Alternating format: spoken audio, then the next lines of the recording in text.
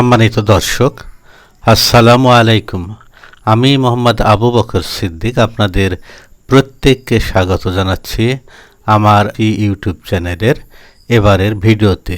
এই ভিডিওর ব্যাপারে আপনাদের যদি কোনো মতামত থাকে বা কোনো প্রশ্ন থেকে থাকে তাহলে আমার এই ভিডিওর ডেসক্রিপশন অংশে মূল ভিডিওর লিংক দেওয়া রয়েছে। সেই লিংকে প্রবেশ করে আপনারা আপনাদের ইচ্ছে মতো যে কোনো বিষয় জিজ্ঞেস করতে পারবেন।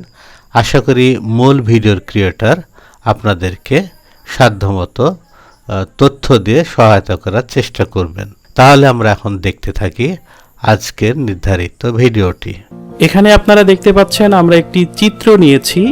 এই চিত্রটি মানুষের পরিপাকতন্ত্রের। একটি মানুষকে যদি আমরা লম্বালম্বিভাবে দুটি ভাগে ভাগ করি তাহলে আমরা দেখতে পাবো দেহের একটি বাম অংশ এবং অন্যটিকে বলা হচ্ছে ডান অংশ। আমরা যদি এরকম মাঝ বরাবর ভাগ করি তাহলে এই অংশটাকে বলা হচ্ছে দেহের বাম অংশ আর এ পাশের এই অংশটিকে বলা হচ্ছে দেহের ডান অংশ। অ্যাপেন্ডিক্স কি এটা বুঝবার আগে আমাদের পরিপাকতন্ত্রের যে সকল অংশগুলো আছে এই অংশগুলোর সাথে আমরা একটু পরিচিত হয়ে নিই। প্রথমেই যেটি রয়েছে সেটির নাম হলো অন্ননালী। এই অন্ননালীর মাধ্যমে আমরা যে সকল খাবার খাই মুখ থেকে এই অন্ননালীর মাধ্যমে খাদ্যবস্তু পাকস্থলীতে চলে আসে। এই যে এটা দেখতে পাচ্ছেন এটি হলো পাকস্থলী। এপাশের যে অংশটি দেখতে পাচ্ছেন এর নাম যকৃৎ, যেটাকে আমরা কলিজা বলে থাকি।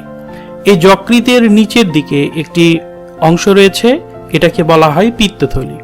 এই পিত্তথলির মধ্যেই মূলত পিত্তরস জমা থাকে।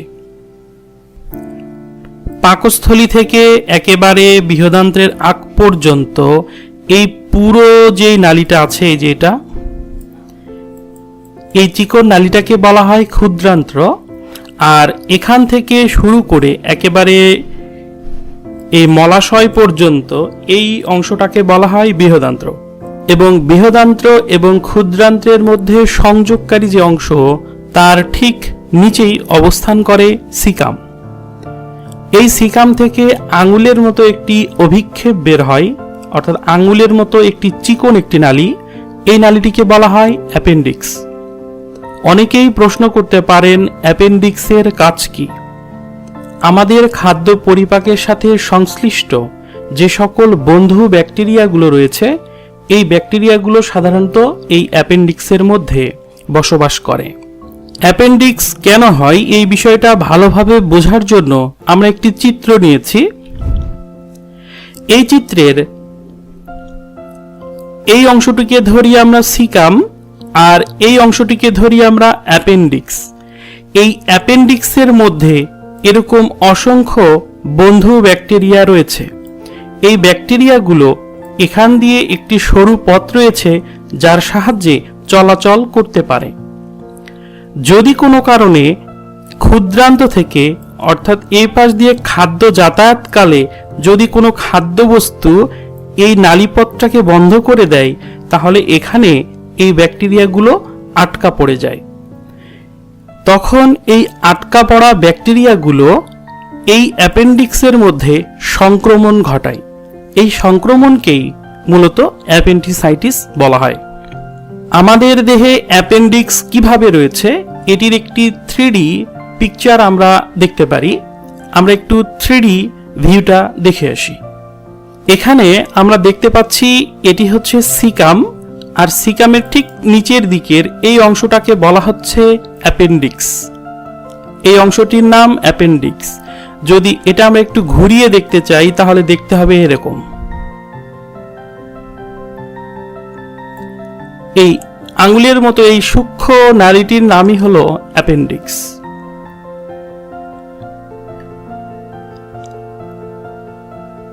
যখন এই ব্যাকটেরিয়াগুলো সংক্রমণ ঘটায় তখন সেই আঙুলের মতো সূক্ষ্ম চিকন নালীটি সংক্রমিত হয়ে মোটা হয়ে যায় এবং দেখতে এরকম হয়। যখন এরকম ফুলে যায় তখন সেই রোগটির নামে হয়ে যায় অ্যাপেন্ডিসাইটিস। যদি কোনো ব্যক্তির অ্যাপেন্ডিক্স ব্যাকটেরিয়ার দ্বারা সংক্রমিত হয় তাহলে প্রথম দিকে নাভির চারিদিকে ব্যথা অনুভব হয়, দ্বিতীয়ত কয়েক ঘন্টার মধ্যে ব্যথা তলপেটের ডান দিকে সরে যায়। তৃতীয়ত, ক্ষুধা-মন্দা অর্থাৎ খাবারের রুচি কমে যায়, বমি বমি ভাব লাগে এবং কোষ্ঠকাঠিন্য হতে পারে।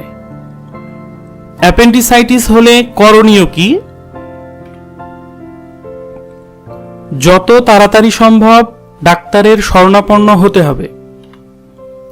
ব্যথানাশক ওষুধ খেয়ে ব্যথা প্রশমিত করে না রাখাই ভালো, এমনটা করতে যাবেন না। সংক্রমিত অ্যাপেন্ডিক্স ফেটে যাবার আগেই অপারেশন করতে হবে। যদি অ্যাপেন্ডিক্স সংক্রমিত হবার পর দেহের অভ্যন্তরেই এটি ফেটে যায় তাহলে কিন্তু রোগীর মৃত্যু হতে পারে। এ কারণে যত তাড়াতাড়ি সম্ভব ডাক্তারের শরণাপন্ন হয়ে এই অ্যাপেন্ডিক্স অপারেশন করে বাদ দেয়াই সবথেকে ভালো। আশা করি অ্যাপেন্ডিক্স এবং অ্যাপেন্ডিসাইটিস নিয়ে যে সকল প্রশ্ন, সে সমস্ত প্রশ্নের উত্তর আপনারা পেয়ে গেছেন। এই ছিল আজকের ভিডিও। ভিডিওটি ভালো লাগলে অবশ্যই লাইক, কমেন্ট এবং শেয়ার করবেন। আর আমাদের চ্যানেলটিকে অবশ্যই সাবস্ক্রাইব করে রাখবেন যাতে এমন তথ্যবহুল ভিডিওগুলো মিস না হয়। সবাই ভালো থাকবেন, সবাইকে ভালো রাখবেন। আল্লাহ হাফেজ।